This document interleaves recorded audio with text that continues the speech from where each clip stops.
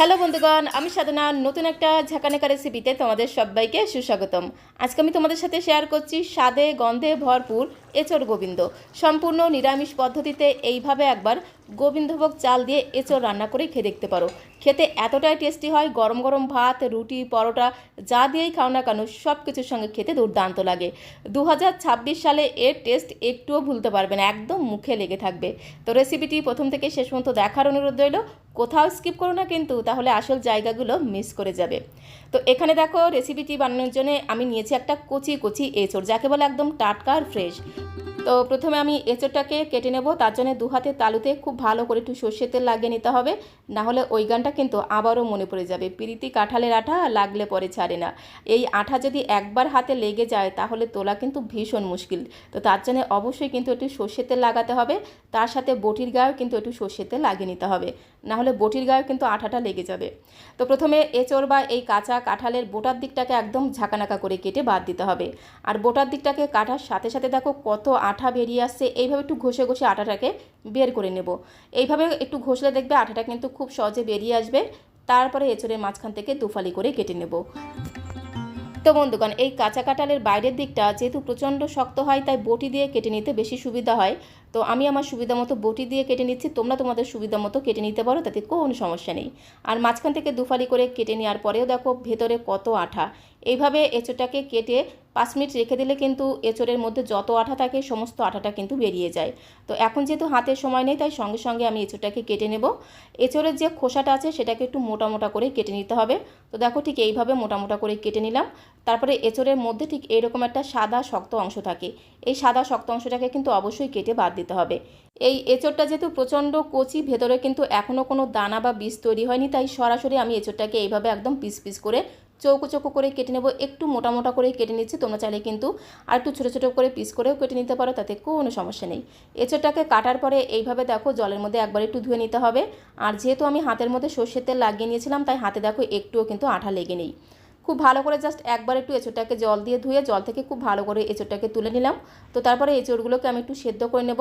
এঁচড়টাকে আমি প্রেসার কুকারে সেদ্ধ করে নেব, তোমরা চাইলে কিন্তু কড়াইতেও সেদ্ধ করতে পারো, তবে কড়াইতে সেদ্ধ করলে একটু সময়টা বেশি লাগবে, আর প্রেসার কুকারে সেদ্ধ করলে কিন্তু একটা হুইসেল বা সিটি দিলেই কিন্তু একদম ঝটপট করে সেদ্ধ করা হয়ে যাবে।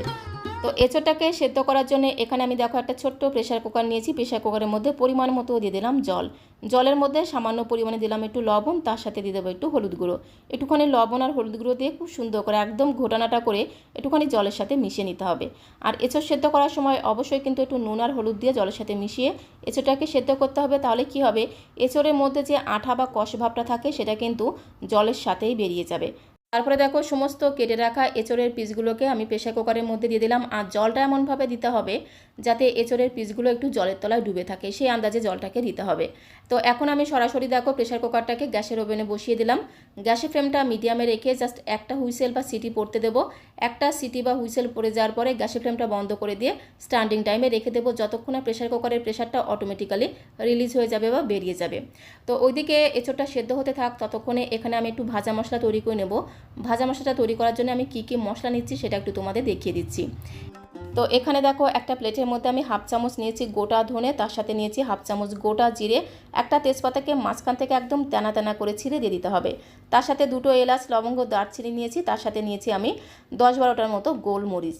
তার সাথে আমি নিয়ে নেবো একটা শুকনো লঙ্কা। শুকনো লঙ্কাটাকে মাঝখান থেকে একদম ঝাঁকানাকা করে, মানে ঝটপট করে এইভাবে একদম তেনা তেনা করে ছিঁড়ে দিয়ে দিতে হবে, যাকে বলে একদম ছোটো ছোটো পিস করে ছিঁড়ে দিয়ে দিতে হবে। একদমই অল্প অল্প করে মশলা নিয়েছি, কারণ এই মশলাটা আমি একবারে সবটুকু রান্নার মধ্যে ব্যবহার করব, তাই অল্প অল্প করে মশলা আমি নিয়েছি। এগুলোকে আমি এখন কড়াইতে ভেজে নেব। তো তার জন্য সরাসরি চলে যেতে হবে কড়াইয়ের কাছে। গ্যাসের ফ্লেমটা অন করে দিয়ে একটা কড়াই বসিয়ে দিয়েছি। কড়াইটা একটু গরম হয়ে গেলে সমস্ত গোটা মশলাটা আমি একবারেই দিয়ে দিলাম। গ্যাসের ফ্লেমটা একদমই কিন্তু লোতে রেখে বেশ কিছু সময় ধরে ঘোটানাটা করে এই গোটা মশলাটাকে একটু হালকা করে ভেজে নিতে হবে। এই মশলাটা খুব বেশি যেন পুড়ে না যায়, একটু মুচমুচে হবে আর খুব সুন্দর একটা ভাজা ঘ্রাণ বেরিয়ে আসবে, ততক্ষণ অবধি ভেজে নিতে হবে। তারপরে সঙ্গে সঙ্গে কড়াই থেকে নামিয়ে এটাকে আমি শিলের মধ্যে নিয়ে নিলাম। আমি ভাজা মশলাটাকে শিলনোড়াতে গুঁড়ো করে নিচ্ছি, যেহেতু অল্প মশলা শিলনোড়াতে গুঁড়ো করে নিলে বেশি সুবিধা হবে, তাই শিলনোড়াতে একদম ঝাঁকানাকা করে গুঁড়ো করে নেব। আর এই ভাজা মশলাটা দেওয়ার কারণে কিন্তু নিরামিষ এঁচড়ের স্বাদ আর গন্ধ 10 গুণ বেড়ে যাবে। তো খুব ভালো করে দেখো গোটা মশলাটাকে আমি একদম গুঁড়ো করে নিয়েছি। তো এখন এটাকে একটা ছোট্ট বাটির মধ্যে তুলে নেব। তো বন্ধুগণ, আজকে আমি তোমাদের সাথে সম্পূর্ণ নতুন পদ্ধতিতে এঁচড় গোবিন্দ রান্না করে দেখাবো।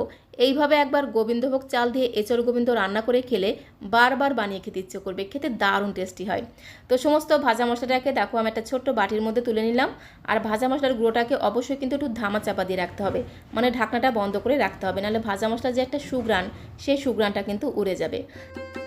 তো তারপরে আবারও দেখো চলে আসলাম কড়াইয়ের কাছে। কড়াইয়ের মধ্যে আমি হাফ চামচ দিয়ে দিলাম ঘি। আজকে যেহেতু আমি এঁচড় গোবিন্দ রান্না করব, তাই গোবিন্দভোগ চাল তো অবশ্যই লাগবে।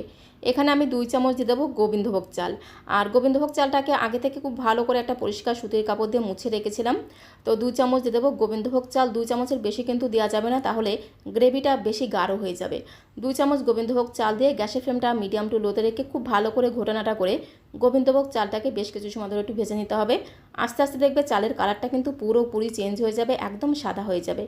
তো দেখো চালের কালারটা কিন্তু চেঞ্জ হয়ে গেছে। আর এরকম একটু ঘোটানাটা করে ভাজতে ভাজতে দেখবে গোবিন্দভোগ চাল থেকে খুব সুন্দর একটা ভাজা ঘ্রাণ বেরিয়ে আসবে। আর একটু ঘি দিয়ে গোবিন্দভোগ চালটাকে ভাজলে দারুণ একটা ঘ্রাণ পাওয়া যাবে। তো একটু নাড়াচাড়া করে ভাজতে ভাজতে যখনই চালের কালারটা একটু সাদাটে ভাব চলে আসবে আর খুব সুন্দর একটা ভাজা ঘ্রাণ বেরিয়ে আসবে, তখনই সঙ্গে সঙ্গে চালটাকে নামিয়ে নিয়ে গুঁড়ো করে নিতে হবে। যেহেতু অল্প একটু চাল, তাই আমি শিলনোড়াতে গুঁড়ো করে নেব। আর এই চালটা কিন্তু একেবারে মিহিভাবে গুঁড়ো হবে না, একটু সুজির মতো দানা দানা হবে। তো তারপরে দেখো চালের গুঁড়োটাকে আমি একটা ছোট্ট বাটির মধ্যে তুলে নেব। আর বাটির মধ্যে তুলে নেওয়ার পরে অবশ্যই কিন্তু একটু ধামা চাপা দিয়ে রাখতে হবে, নাহলে এই গোবিন্দভোগ চালের যে একটা সুঘ্রাণ, সেটাও কিন্তু উড়ে যাবে। তো সমস্ত গোবিন্দভোগ চালের গুঁড়োটাকে দেখো আমি একটা ছোট্ট বাটির মধ্যে তুলে নিয়ে একটুখানি ধামা চাপা দিয়ে রেখে দেবো। আর এদিকে দেখো এঁচোড়টাও কিন্তু খুব সুন্দরভাবে সেদ্ধ হয়ে গেছে। একটা হুইসেল বা সিটি পড়ে যাওয়ার পরে গ্যাসের ফ্লেমটা বন্ধ করে দিয়ে 5-7 মিনিট একটু স্ট্যান্ডিং টাইমে রেখে দিলেই দেখবে প্রেশার কুকারের মধ্যে থেকে প্রেশারটা অটোমেটিক্যালি রিলিজ হয়ে যাবে। আর প্রেশারটা যখন অটোমেটিক্যালি বেরিয়ে যাবে, ঢাকনাটাও কিন্তু অটোমেটিক্যালি খুলে যাবে। আর তোমাদের একটু দেখিয়ে দিচ্ছি, দেখো এঁচোড়টা কিন্তু খুব সুন্দরভাবে সেদ্ধ হয়ে গেছে, তবে 80%-এর মতো সেদ্ধ হয়েছে। আর বাকিটা কিন্তু রান্না করতে করতেই সেদ্ধ হয়ে যাবে। তো এরকম করে কিন্তু এঁচোড়টাকে সেদ্ধ করতে হবে, খুব বেশি যেন নরম না হয়ে যায়, তাহলে রান্না করতে করতে কিন্তু এঁচোড়টা একেবারেই ঘেটে যাবে। একটু শক্ত শক্ত থাকবে, অথচ একেবারে কিন্তু ঘেটে যাবে না, এরকম এঁচোড় খেতে কিন্তু দারুণ লাগে। তো তারপরে এঁচোড়টাকে আমি জল ঝরিয়ে ঝরিয়ে একটা পাত্রের মধ্যে দেখো তুলে নিলাম।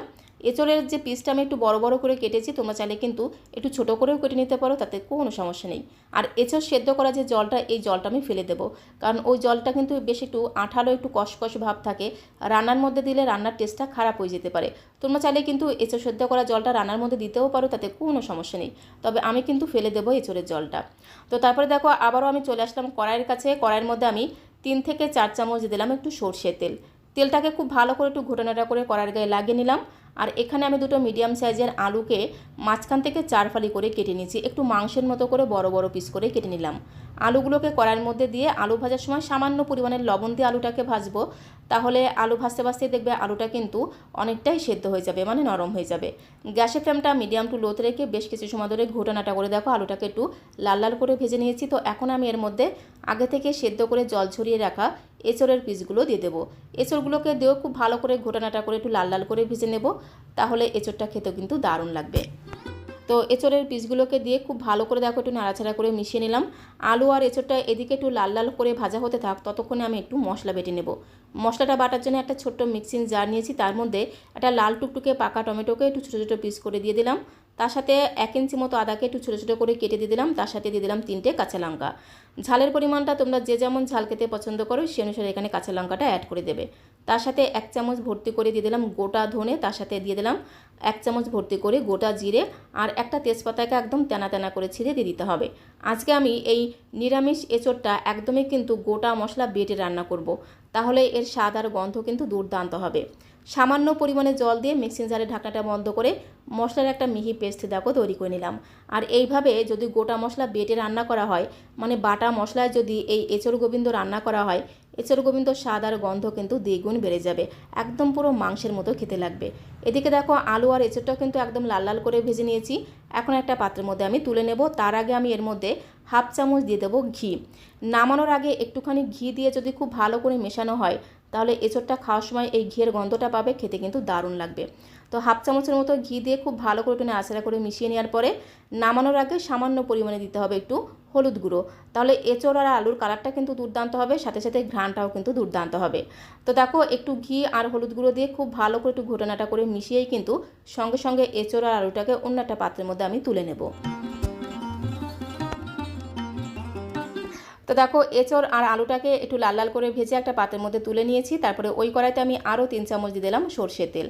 তেলটা যখন খুব ভালো মতো গরম হয়ে গেছে, তেলের মধ্যে আমি 1 চামচের 3 ভাগের 1 ভাগ দিয়ে দিলাম গোটা জিরে ফোড়ন। তার সাথে আমি দিয়ে দেবো একটা শুকনো লঙ্কা ফোড়ন। শুকনো লঙ্কা ভাজার ঘ্রাণটা কিন্তু দারুণ লাগবে। তার সাথে দিয়ে দিলাম একটু গোটা গরম মশলা ফোড়ন। এর মধ্যে আছে 2টো এলাচ, লবঙ্গ, দারচিনি। একটু গোটা গরম মশলা ফোড়ন দিলে রান্নাতে বেশ আলাদা একটা ঘ্রাণ যোগ হয়। তার সাথে একটা তেজপাতাকে মাঝখান থেকে একটু ঝাঁকানাকা করে ছিঁড়ে দিয়ে দিতে হবে। তারপরে গ্যাসের ফ্লেমটা মিডিয়াম টু লোতে রেখে খুব ভালো করে ঘোটানাটা করে ফোড়নটাকে একটু ভেজে নিতে হবে। যখন ফোড়ন থেকে খুব সুন্দর একটা ভাজা গ্রান বেরিয়ে এসেছে, তখন আমি এর মধ্যে মিক্সিং জারে বাটা মশলাটা দিয়ে দিলাম। বাটা মশলাটাকে দিয়ে খুব ভালো করে ঘোটানাটা করে বেশ কিছু সময় ধরে একটু কষিয়ে নিতে হবে। গ্যাসের ফ্লেমটা কিন্তু বাড়ানো যাবে না, গ্যাসের ফ্লেমটা মিডিয়াম টু লোতে রেখে বেশ কিছু সময় ধরে খুব ভালো করে ঘোটানাটা করে মশলাটাকে কষিয়ে নেব, যতক্ষণ না আদা, কাঁচা লঙ্কা আর টমেটোর কাঁচা গন্ধটা চলে গিয়ে খুব সুন্দর একটা ভাজা গ্রান বেরিয়ে আসে। তো বেশ কিছু সময় ধরে দেখো মশলাটাকে কষিয়ে নিলাম। তো এখন আমি এর মধ্যে দিয়ে দেবো স্বাদ মতো লবণ, পরিমাণ মতো দিয়ে দেবো হলুদের গুঁড়ো, আর খুব সুন্দর একটা রঙের জন্য এর মধ্যে দেবো একটু কাশ্মীরি লাল লঙ্কার গুঁড়ো। এর মধ্যে যেহেতু আমি গোটা জিরে ধনে দিয়েছি, তাই আলাদা করে কোনো রকম গুঁড়ো মশলা এর মধ্যে দিতে হবে না। তো তার সাথে আমি এর মধ্যে 1/2 চামচ দিয়ে দিলাম চিনি। চিনিটা কিন্তু অবশ্যই দিতে হবে। নিরামিষ এঁচড়ে চিনি দিলে বেশ একটু হালকা মিষ্টি মিষ্টি খেতে হয়, খেতে কিন্তু দারুণ লাগে। সমস্ত গুঁড়ো মশলাকে দিয়ে প্রথমে একটু নাড়াচাড়া করে মিশিয়ে নেব। প্রথমে কিন্তু জল দেবো না, প্রথমে গুঁড়ো মশলাকে দিয়ে একটু হালকা করে নেড়েচেড়ে মিশিয়ে নেওয়ার পরে এর মধ্যে আমি মিক্সিং জারটা ধুয়ে সামান্য পরিমাণে জল দিয়ে খুব ভালো করে মিশিয়ে নেব। তারপরে ঠিক একই রকমভাবে বেশ কিছু সময় ধরে মশলাটাকে কষিয়ে নেব, যতক্ষণ না মশলা থেকে তেল ছাড়তে শুরু করছে। তো দেখো মশলা থেকে খুব সুন্দরভাবে তেল ছাড়তে শুরু করে দিয়েছে, আর এই মশলাটাকে যত ভালোভাবে কষানো হবে রান্নার টেস্ট কিন্তু ততটাই বেড়ে যাবে। খুব ভালো করে একটু নাড়াচাড়া করে মিশিয়ে নেওয়ার পরে এর মধ্যে আমি আগে থেকে ভেজে রাখা আলু আর এঁচড়ের পিসগুলো দিয়ে দিলাম। তার সাথে সামান্য পরিমাণে জল কিন্তু অবশ্যই দিতে হবে, না হলে আবার মশলাটা তলা দিয়ে লেগে যেতে পারে বা পুড়ে যেতে পারে। তো সামান্য পরিমাণে জল দিয়ে আলু আর এঁচড়টাকে মশলার সাথে খুব ভালো করে একটু ঘোটানাটা করে মিশিয়ে নিতে হবে, যাকে বলে এদিক ওদিক যেদিক সেদিক দিয়ে খুব ভালো করে মিশিয়ে নিতে হবে। তারপরে একটু ধামাচাপা দেবো, মানে ঢাকনাটা বন্ধ করে গ্যাসের ফ্লেমটা একদম লোতে রেখে জাস্ট 2 মিনিট রেখে দেবো। তাহলে আলু আর এঁচড়টা মশলার সাথে খুব সুন্দরভাবে মজে যাবে, যার কারণে আলু আর এঁচড়ের টেস্ট কিন্তু দ্বিগুণ বেড়ে যাবে।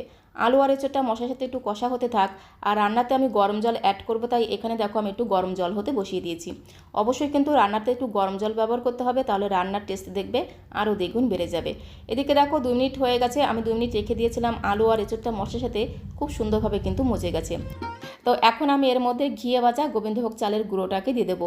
আর এই গুঁড়োটা কিন্তু একেবারে মিহি হবে না, একটু সুজির মতো দানা দানা থাকবে, কারণ চালটাকে ভেজে নেওয়ার পরে কিন্তু চালটা একদমই মিহি হতে চায় না, এরকম একটু দানা দানা থাকবে। তো গোবিন্দভোগ চালের গুঁড়োটাকে দিয়ে খুব ভালো করে একটু এঁচড়ের সাথে মিশিয়ে নেব। আর যখনই গোবিন্দভোগ চালের গুঁড়োটা দিয়ে একটু মিশিয়ে নেবে, দেখবে কি সুন্দর একটা ঘ্রাণ তোমরা পাবে।